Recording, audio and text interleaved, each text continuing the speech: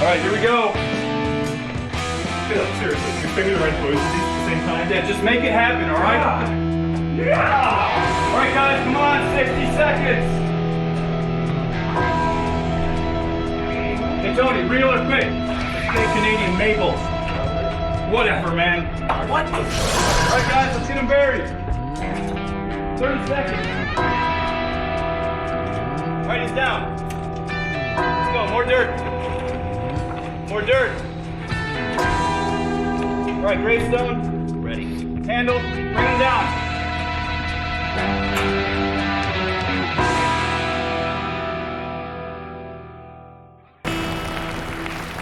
Where he came from, no one knew. Though I once heard tell he was kicked out of Castellon, Texas for teaching a mule to play poker, breaking one of the few laws in that frontier town at the time. His goal was to get revenge on his old posse who had packed him with lead and left him with a permanent address under 3 feet of Texas clay. Then get dangerously drunk on Applejack whiskey. He was a one-man judge, jury, and executioner on the bloody vengeance trail. He was the Gunstringer.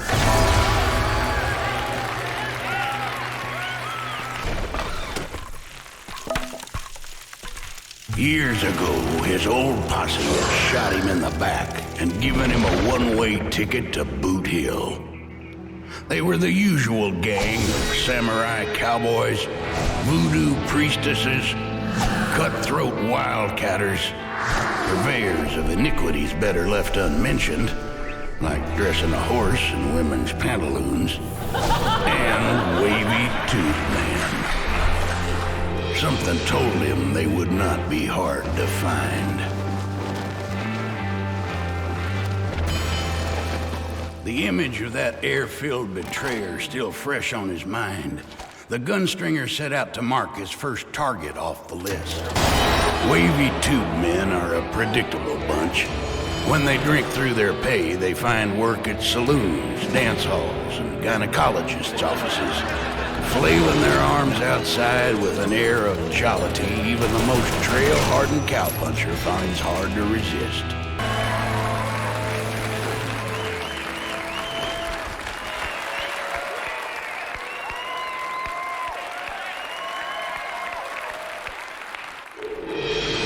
As the wavy-tube man received his everlasting, the Gunstringer felt the hand of fate upon him. He knew that from time to time, whenever the trail got too rough, he could call upon the hand to send his enemies to join the heavenly choir. But at what price, he wondered.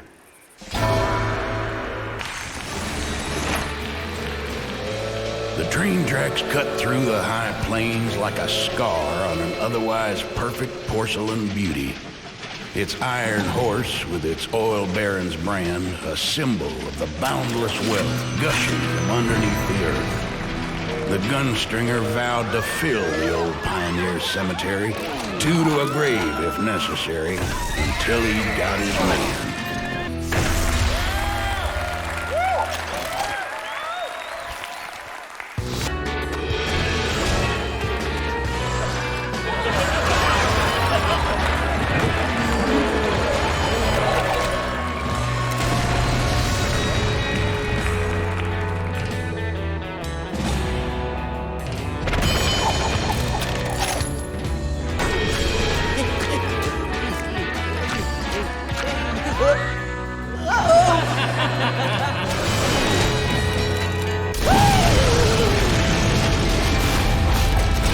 The Gunstringer watched news of his return spread on panicked horseback. Good. Let that Baron know he'd soon get what was coming. There are times when the cold report of a pistol doesn't get personal enough. The Gunstringer flexed his leather-clad hands and relished the meaty impact of a hard-swung punch.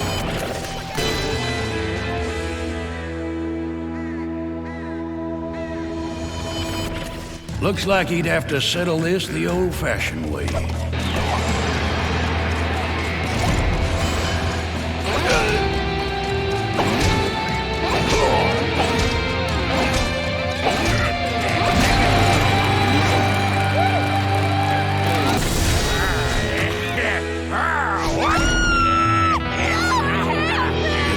Gunstringer learned long ago that just because someone wears a ball-pointed star on their chest, don't put them on the right side of the law.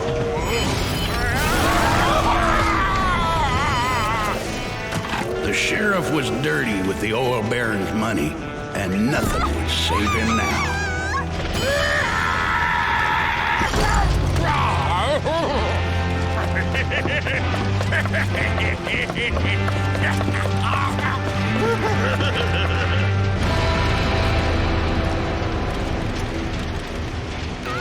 Sheriffs came cheap and died young in this territory. The Gunstringer reckoned this one had outlived his welcome tenfold.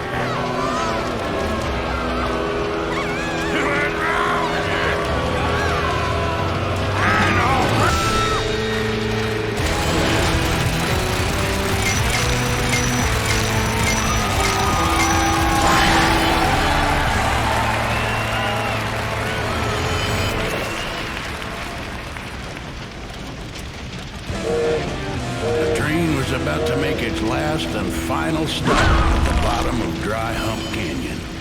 The oil baron would have to wait.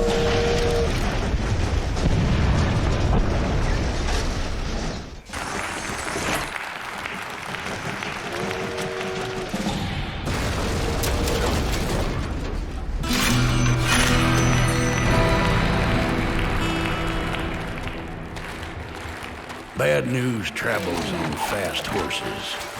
The Gunstringer smiled at the thought of the oil baron, bowed and bogged with grief at the loss of his most prized possession.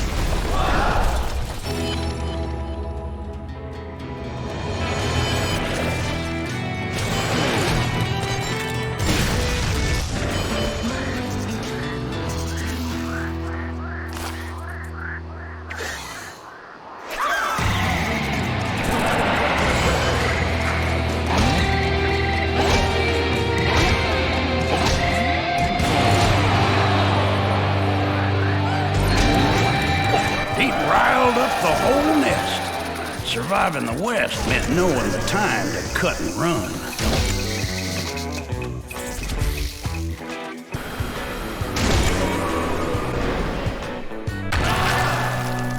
The Gunstringer hit the bottom of the cliff with the grace of a sack of rocks. The ground kicked like a mule, but the Gunstringer was undaunted. Nothing would stop him from finding the Baron.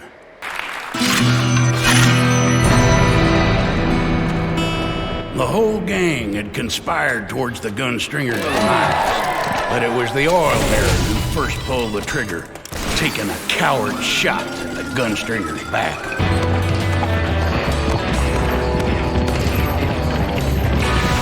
Let's get it, boy! Even at full gallop, the pursuit weren't quitting. It was time to fight from a higher vantage. The desperados caught wise to his plan, and the driver would pay the price.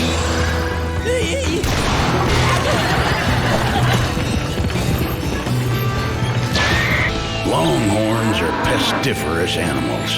This was no exception. It put an end to his merry scramble.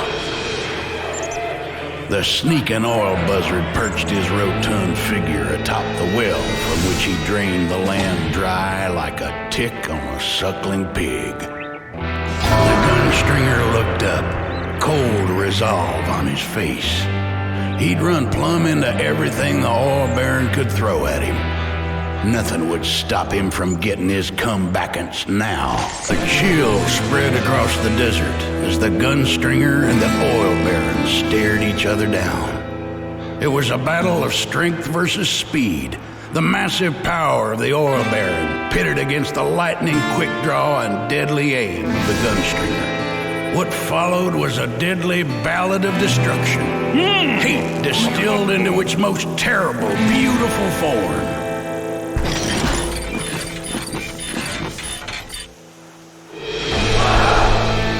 Baron had taken a beating, but the reinforced steel would not bend lightly. It was then that the Gunstringer called upon a strength greater than his own.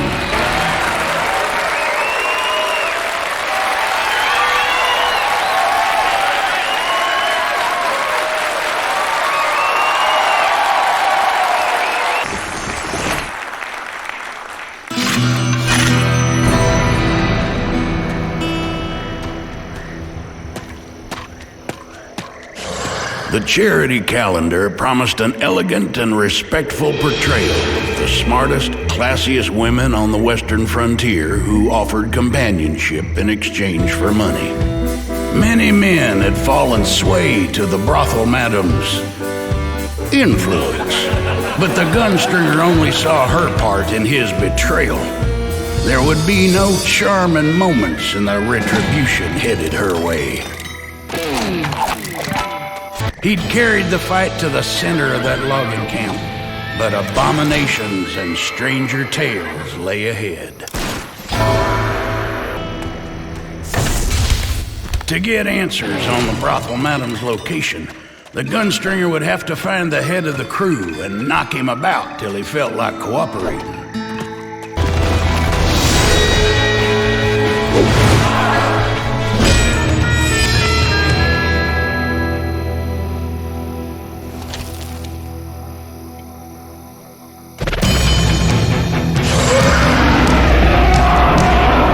At the side of the crew chief, the Gunstringer paused, flooded with memories and horrors long suppressed. He'd always scrapped more than an ornery badger, and that day had been no different. He went to the camp looking for a fight, not expecting the atrocities he'd never unsee.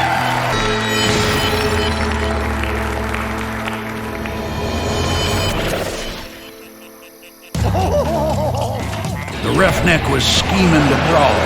The Gunstringer was happy to lie.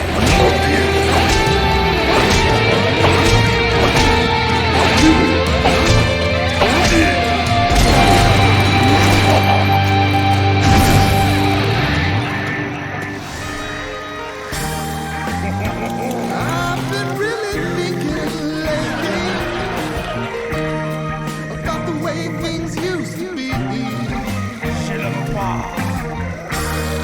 Back when we were young and foolish, baby, and the whole world belonged to just you and me.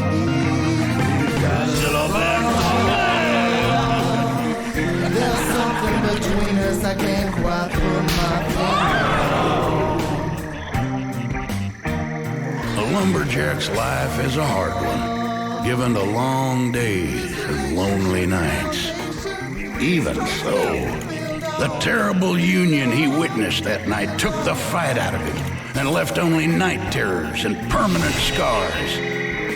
Now here was their spawn, the power of a lumberjack, the toughness of a gator, and ugliness borrowed in equal parts from both.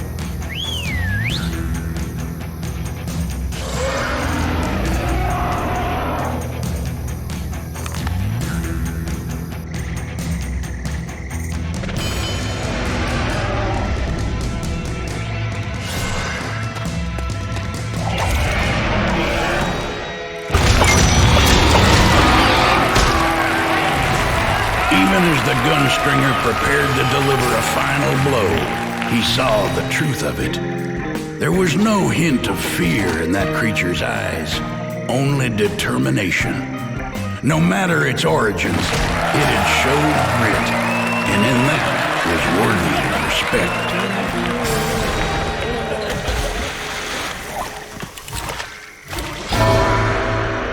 As they made their way to the riverboat at the head of the armada, the duo of man and half-man, half-alligator sailed across the water with a grace and speed that made Moses crossing the Red Sea look like a two-bit procession.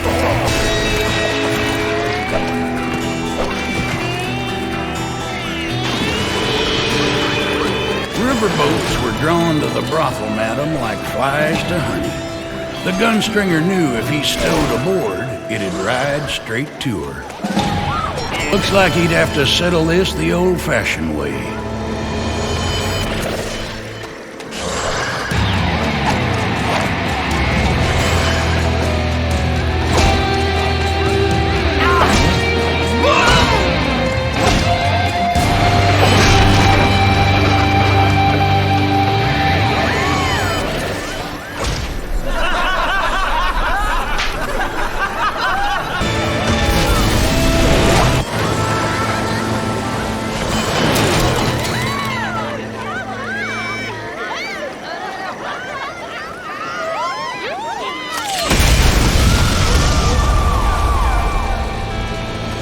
The Gunstringer pressed onward.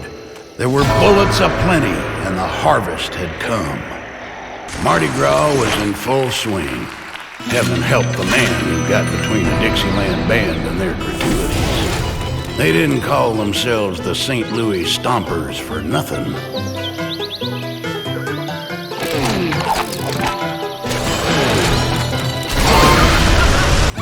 If there was one thing Andrew Jackson loved, it was a scrap. Old Hickory fought in the American Revolution, defeated Tecumseh at the Battle of Horseshoe Bend, beat back the British in the War of 1812, won the Seminole War, and fought in 13 duels. One of them just for being falsely accused of passing gas. Whatever demonic force possessed his statue that day, the screeching of iron reverberated throughout the French Quarter and set everyone there on notice that an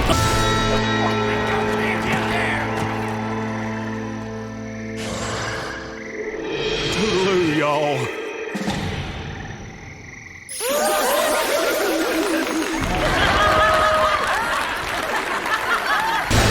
The brothel madam's tower was an aesthetically arresting pedestal, an ode to passion, and an audacious bedroom fortress, trapped inside a fever dream of femininity. The Gunstringer steeled himself for the wild-eyed, bawdy onslaught to... The brothel madam was a quarrelsome, temperish woman who fought the passage of time and the toll of gravity like a lassoed wildcat.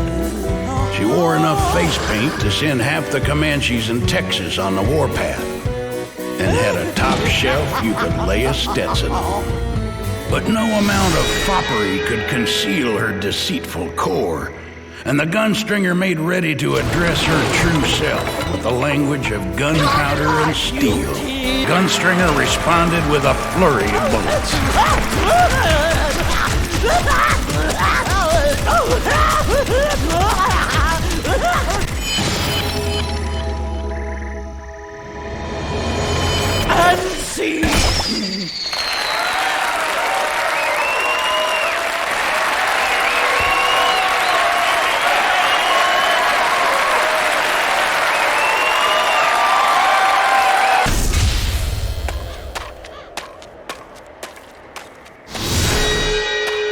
When the gang first formed, they took on a young samurai on the condition that he had firearms to his bladed arsenal.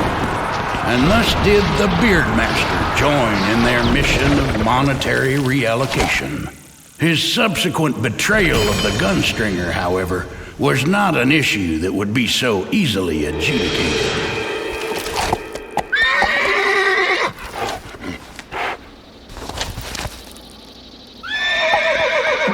The Beardmaster's dojo lay somewhere beyond the Great Wall that protected it from thieves and Comanche raiders. If he could not get around it, he would have to find a way. The stone bulwark was an affront to any who loved the freedom of the unadorned open range. But the Beardmaster was right to live in fear that one day his ill-gotten gain would require payment. Guts, the Texas kind. It's how the West was born.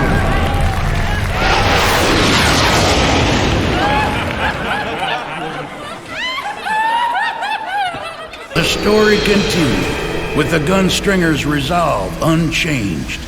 He would exact his bloody revenge.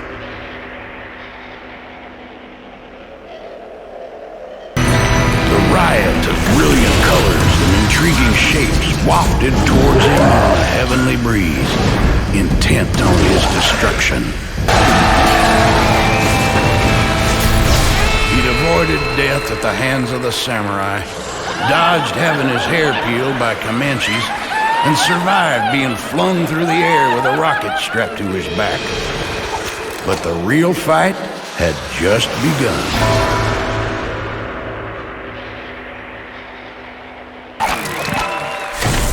The inner parapet surrounded a lavish Zen garden, a recreated paradise from the samurai's homeland. The Asian fineries were lost on the Gunstringer, who preferred a bedroll and campfire to all this foolish get-up.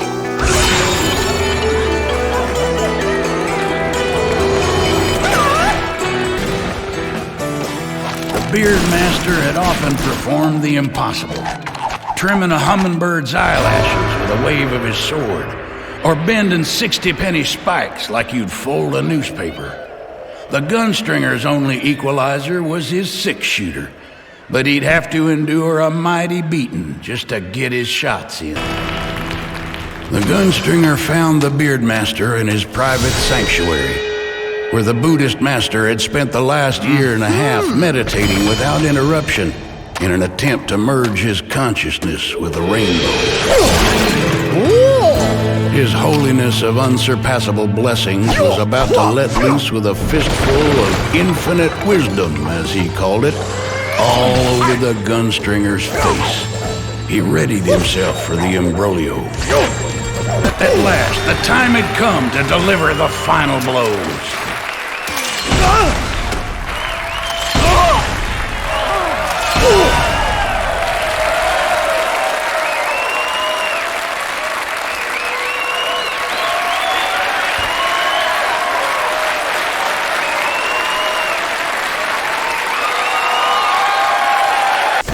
The Lady of the Dead would be the last target and the hardest to find. She roamed the shadowy paths between life and the beyond, and to track her, he searched the towns along the blurred border. Her betrayal had hurt the most, and for that, he would make her pay.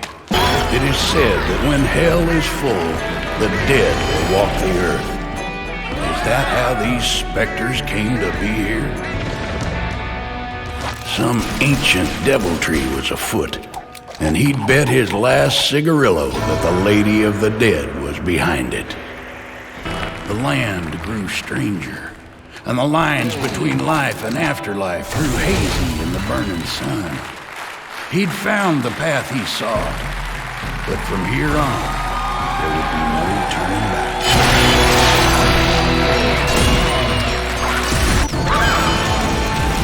The spirits closed in, hungering desperately for the extra life force now contained within him.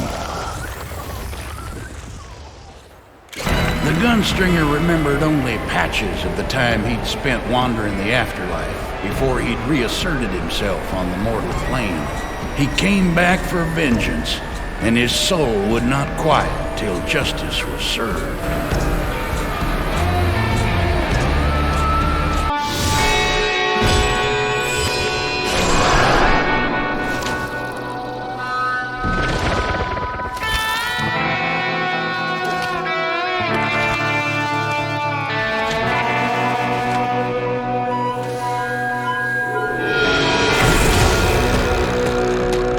His mortal form returned, each of his steps now felt uncertain. There was strange magic in this place.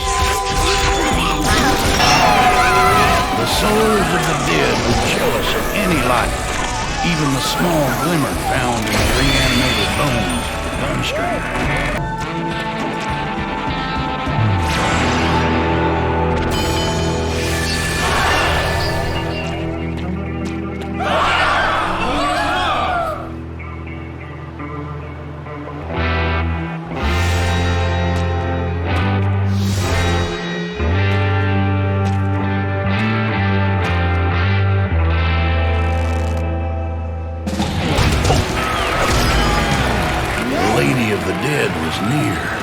Gunstringer was sure of that.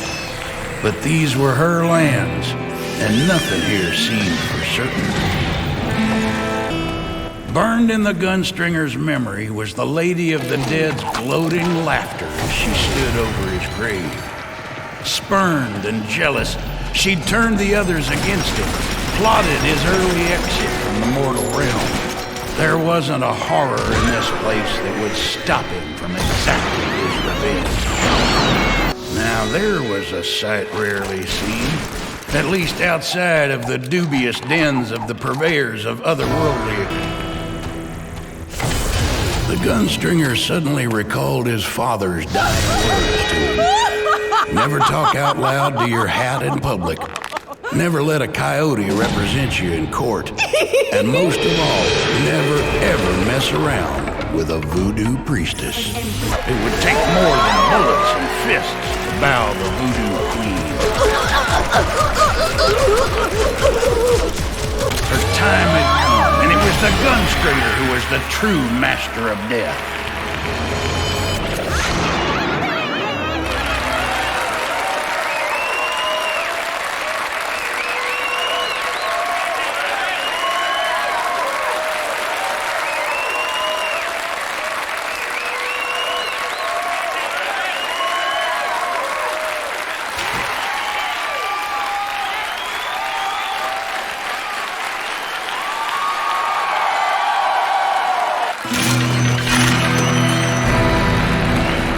Gunstringer felt jubilation at the thought of his old posse sitting on ice at Formaldehyde Smith's funeral home.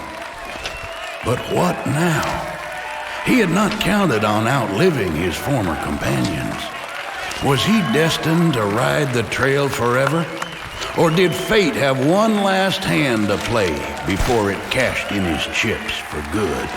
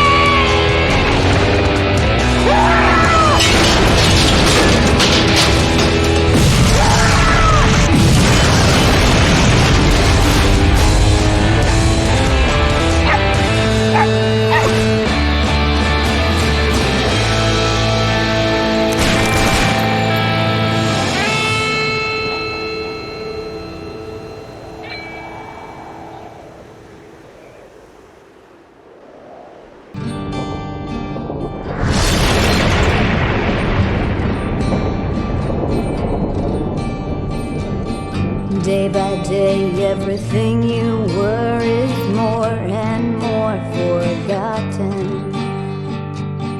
What they used to say may still ring true, but now your heart is rotten. Don't deny the invitation for one more chance. Don't deny your enemies their one last dance. Grasp the cold grip of your gun. No one lives to tell the tale. They paid the price to know to them they were for sale. The vengeance trail is miles wide. Each step feels like 2 or 3 strings of fate. Pull you there, nowhere to hide. Memories of past, your only guide. Retribution swiftly comes tonight. This cowboy's last ride.